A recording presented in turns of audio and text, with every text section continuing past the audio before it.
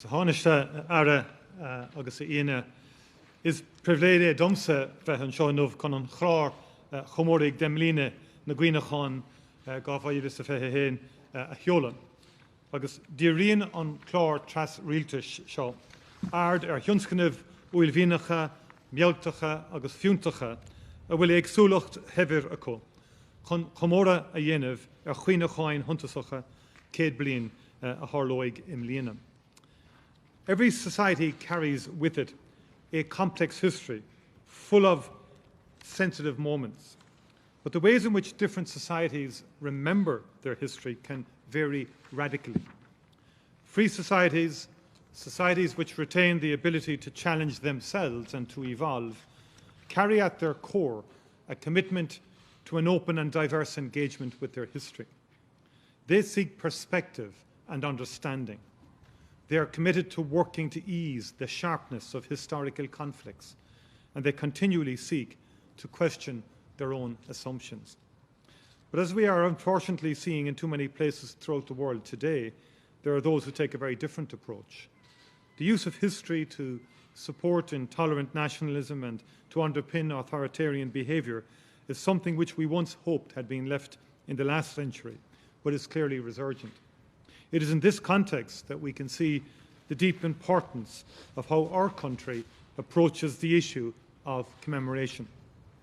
Starting with the bicentenary of the 1798 rebellion, Ireland has chosen a path of commemoration which respects the legitimacy of both pride in our past and valuing diversity. Governments have agreed that every effort must be taken to base commemorations on an inclusive process and opportunities for dialogue. This approach has been incredibly positive because it has respected the legitimacy of expressing a broadly shared pride in key developments in our past, while also leaving space for a more complex and challenging narrative. Every country must have the right to remember and celebrate, but equally, every country has an obligation to reflect and to challenge its assumptions about the past. It is often said that the events of a century ago on our island, a period which saw revolution, division and independence, have a particular sensitivity. I saw this myself as a graduate student, spending long hours with public and private records of the revolutionary generation. I never ceased to be struck by how inadequate our understanding has often been of that time. However, while this is by far the most written about and argued about period in our history, the truth is that we have often done so in very limited ways. And we have often failed to give ourselves a much wider perspective, which can come from seeing events here as part of European history. In recent years, research in our universities has done much to overcome this. Professor Robert Gervarth of UCD has written to great acclaim about the period from 1914 to 1923 as perhaps better understood as an extended European civil war between and within European states. An extended civil war in which nationalist sentiment led to the breakup of historic empires in the most concentrated period of state formation ever seen, and many conflicts within these states. The programme which we are launching today has been informed by the excellent work of the Expert Advisory Group on Centenary Commemorations. The advisory group has proposed an approach which seeks to empower the Irish people to engage with their history, to make accessible a wide base of scholarship, and to recognise the inherent diversity of those times. And so, for example, in examining the different experiences surrounding the very sensitive centenary of partition and the foundation of Northern Ireland, we need to recognise the very different experiences and perspectives of Unionists and nationalists on both sides of the border. A sensitive, inclusive and respectful approach is the only way to have a constructive remembrance of a development which was unique in our history. The centenaries this year and in 2022 and 2023 are a profoundly important and sensitive moment in engaging with the shared history on this island. An essential part of positive commemoration must be the engagement of the many strands of the state, local government, artists, cultural institutions, the media and the public. The guidance given by the Expert Advisory Group, chaired by Dr. Maurice Manning and Dr. Martin Manser, is central to this. And I want to thank them on behalf of the government for their exceptional work. The Decade of Centenaries is a state endeavour, not belonging to any one administration or party, but a programme that reaches out to individuals and communities at home and abroad. The success of the programme in recent years was evident in events which showed that a modern, diverse European country can bring people together to commemorate the past in a way which is inclusive and respectful. The 2016 Rising Parade was an unforgettable and joyous day. The Somme commemoration at Island Bridge brought people together in respectful remembrance. And we have seen hundreds of events throughout the country, together with a new generation of scholars exploring the many political, cultural, social and economic dimension of those times.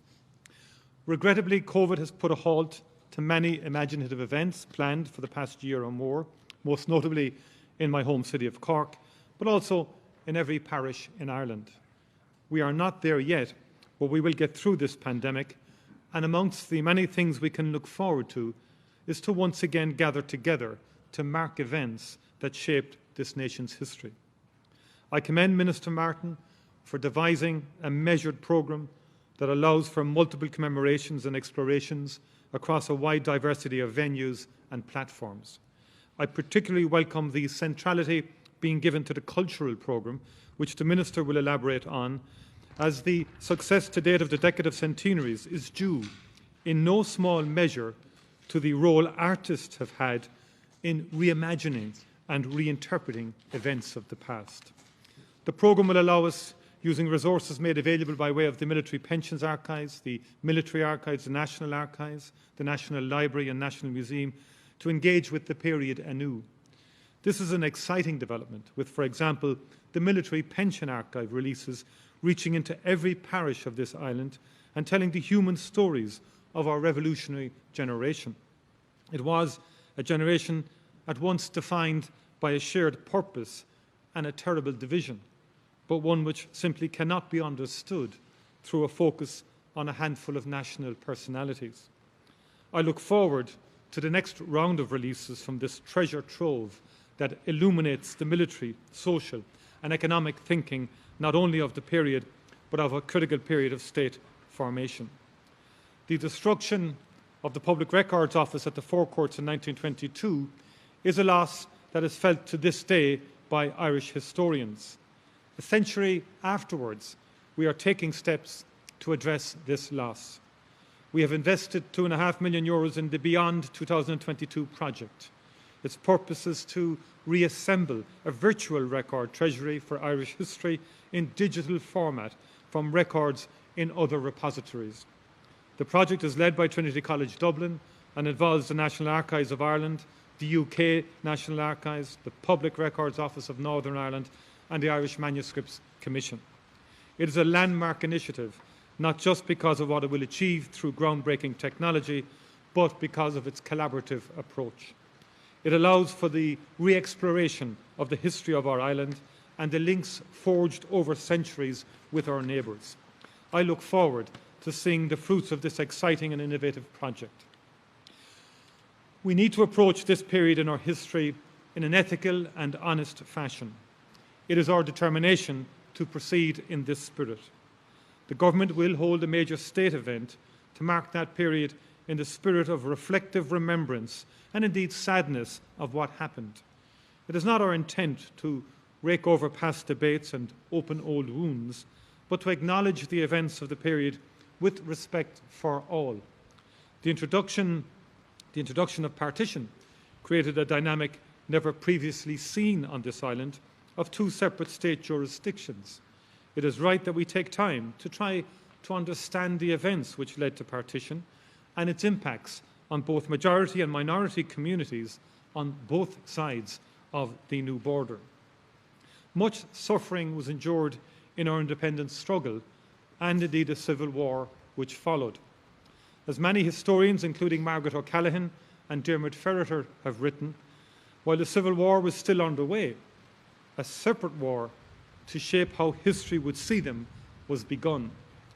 In the century which has followed, we have often fallen into the trap of seeing everything only in the context of that split, and we have therefore often failed to understand the much greater complexity of our society and politics. As we look back on the past, therefore, we should do so mindfully. We must challenge ourselves to avoid looking for confirmation of our existing views and use this opportunity to see a history full of colour and shade. And when we look back to a period of conflict, we must be especially careful to recall that history is the complex story of individual men and women, their lives, their flaws, their strengths, their struggle, and their suffering, however they identified, whatever uniform they wore. As John Hume said, and I quote, "All conflict is about difference, whether the difference is race, religion, or nationality. Difference is an accident of birth, and it should therefore never be the source of hatred or conflict. The answer to difference is to respect it. Therein lies a most fundamental principle of peace, respect for diversity," unquote. When we look at the challenges we face today across the island of Ireland, some with their roots in events a century ago, we must realise that we can only move forward if we have the desire for understanding, that respect for diversity, that willingness to reconcile, and the drive to work together. That is how we will meet those challenges and build a future of peace and prosperity on our island. That is how we will leave a legacy, so that 100 years from now, there will be no dramatic conflicts to commemorate, just the calm progress of a country at peace with itself and with its neighbours. Thank you very much indeed. Taoiseach, Minister Martin, Chairperson Maurice Manning, Martin Manzer. It's a great pleasure to join you today to launch the 2021 Decade of Centenaries Programme here at the National Museum in Collins Barracks.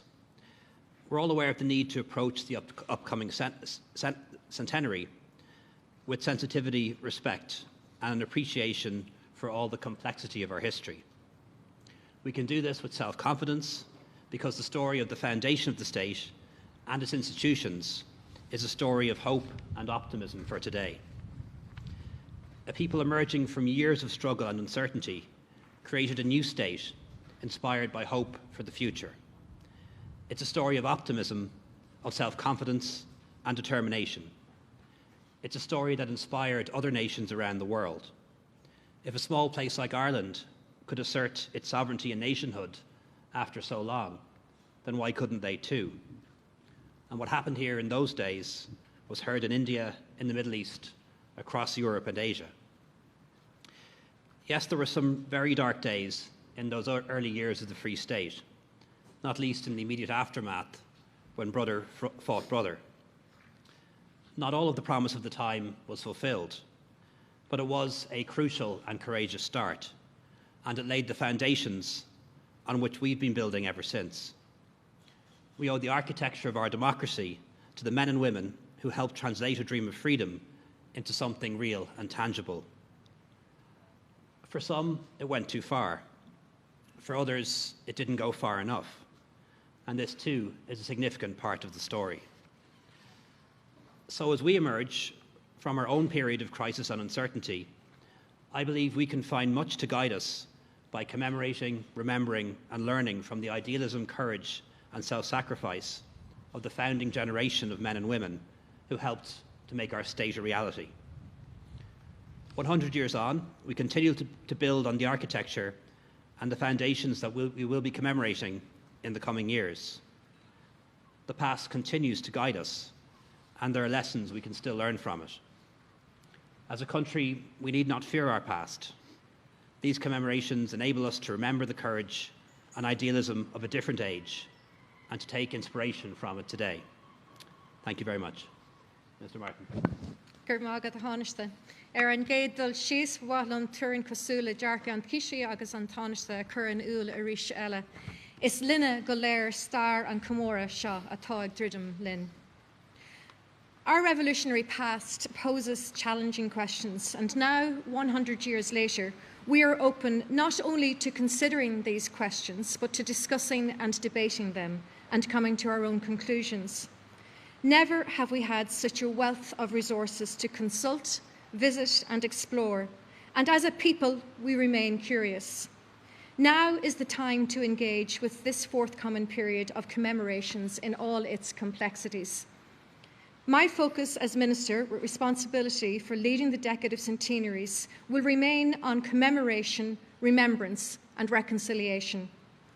This does not mean that we ignore differences or divisions.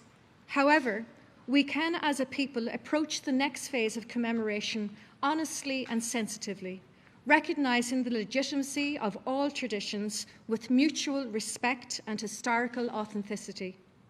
This is our contribution to peace and reconciliation on our shared island. There are many different perspectives and views as to the events and personalities that should be commemorated by the state over the remainder of the Decade of Centenaries, and how all those whose lives were affected should be appropriately remembered. We will hear these debates played out over the airwaves, in the media, and across the social media platforms over the next 3 years. However, the Expert Advisory Group has advised that the aim of the commemoration should be to broaden sympathies without having to abandon loyalties. I share this view, and the programme I am presenting today reflects the various themes and strands associated with this period of our history and creates a space for people to explore, engage, but also to inquire about the impact and legacy of these events. The programme brings together a number of exciting initiatives to encourage historical investigation with wide-reaching exhibitions in our national cultural institutions. These institutions are custodians of our history and culture, creating opportunities for people of all traditions to reflect upon the complexities of the events of this period and all the related themes. This year, we will see innovative new programmes and exhibitions to mark the centenary of the signing of the treaty in both the National Museum and the National Archives, and new digitisation projects and outreach programmes in the National Library. I am delighted that my own department is supporting these new exhibitions, and I would urge people to visit when it is safe to do so. Over this final phase of the Decade of Centenaries, I will be encouraging an increased focus on creative and cultural initiatives. I firmly believe that these initiatives will have an important role in encouraging reflection, exploration and debate, allowing people of all traditions and all ages to question and consider issues which may be challenging, difficult and painful. I was delighted to announce a new Artists in Residence scheme in a number of our national cultural institutions, the Military Archives and the Beyond 2022 Ireland's Virtual Record Treasury Research Project recently. And this is just one innovative way we can bring our national collections to new audiences in new ways. I look forward to seeing the progress of these artists as they engage with some of the most fascinating collections we have. Our local authority partners continue to be the cornerstone of our commemorative programme. From the beginning, they have been supportive and enthusiastic co-curators of this Decade of Centenaries programme, leading thoughtful, sensitive and innovative programming at local level. We are grateful for their leadership in this area, and particularly in meeting the challenges presented by COVID-19. I know many events had to be cancelled or postponed last year, and this year too, but communities have reacted with innovation and creativity with interesting and accessible programming, and I would like to thank them for keeping the momentum of the programme going in such challenging times. I was delighted to provide significant additional funding this year to allow them to build on their work to date and create even more ambitious programmes at local level that will have a resonance long after the Decade of Centenaries. There will be many legacy projects arising from the Decade of Centenaries programme, and I want one of those legacies to be a greater understanding and appreciation for the role that women played in shaping the narrative of this revolutionary period. Women were not just background figures supporting some of the more well-known people of this time, but influenced events in their own right as revolutionaries, politicians, thinkers, humanitarians, lawmakers, campaigners, strategists, soldiers, administrators and disruptors. We have a wonderful opportunity to write these women back into our history And I am delighted that my department will be launching in the next couple of weeks a new women's strand for the final phase of the Decade of Centenaries, working collaboratively with a range of partners.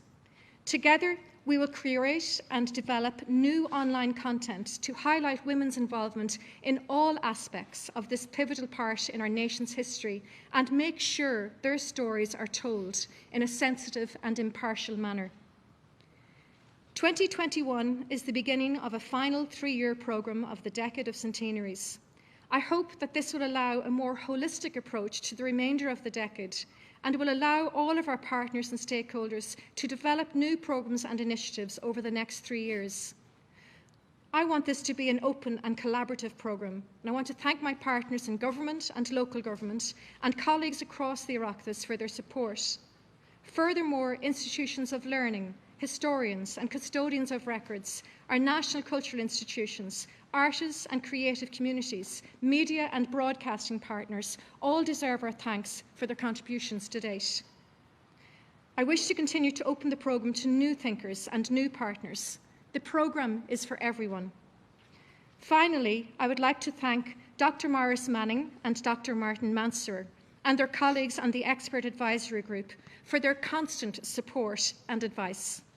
Under their stewardship, the Decade of Centenaries programme has remained authentic and inclusive, and we will continue this ethos over the next 3 years. Tá de ragracht urne, fécin sheer, agus cuimhnimh bhunús ar náisiún go crin, agus cumóra a dhéanamh ar na himachtaí starúla sin go siacánta agus go tuiscintach cuma. Ní náirt go curla céile, Gurt Mágad.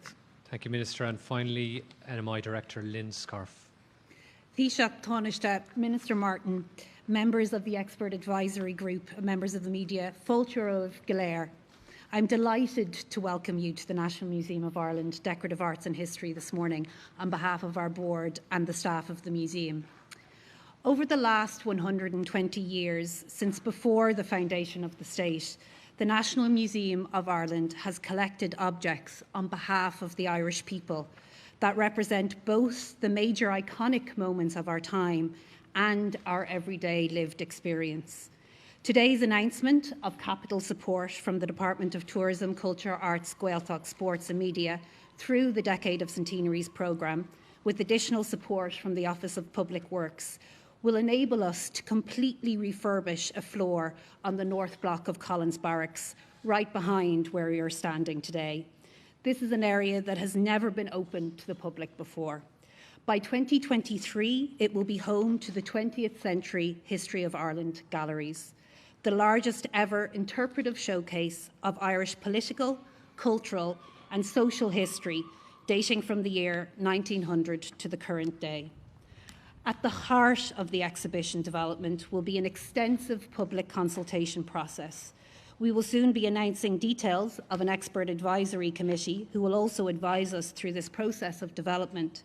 And we are committed to ensuring that by working with the public, we represent the multiple identities and narratives of our collective contemporary history within the exhibition. Furthermore, this consultation will be a way of ensuring that we offer a dynamic cultural offering that can continue to respond rapidly to questions of changing Irish identity well beyond its initial launch. Ireland has changed almost beyond recognition in the last 120 years. The diversity of objects within our historical collections reflect this change, from the first seal of the Irish state that was on display in Clark Square here, which dates to 1922 and was designed by Archibald McGugan, who was the museum's first photographer and later the curator of musical instruments and watercolours, right through to objects connecting with broad themes such as the new state, society and citizens, civil rights and civil wrongs, politics and economy, Irish design, industry and innovation, culture and the arts, through to global Ireland and the diaspora. The 20th Century History of Ireland galleries will be an important legacy exhibition at the culmination of the successful Decade of Centenaries. As such, it demonstrates the powerful role our arts and cultural institutions have and continue to play in initiating dialogue and engagement on the challenging elements of our past and present. The mobilisation of the collections of our national cultural institutions in a collaborative and inclusive manner to explore both the difficult and the joyful elements of the last 120 years will serve to legitimise a range of narratives and voices that are often excluded from the standard history books. In doing so, this supports and demonstrates the values of our National Museum and that of our Department of Tourism, Culture, Arts, Gaeltacht, Sports and Media, as well as my very own personally held belief that arts and culture unites us, offers us solace, and provides space for us to reflect on our national identity and the future we wish for it. Gurav Mahagav Galer.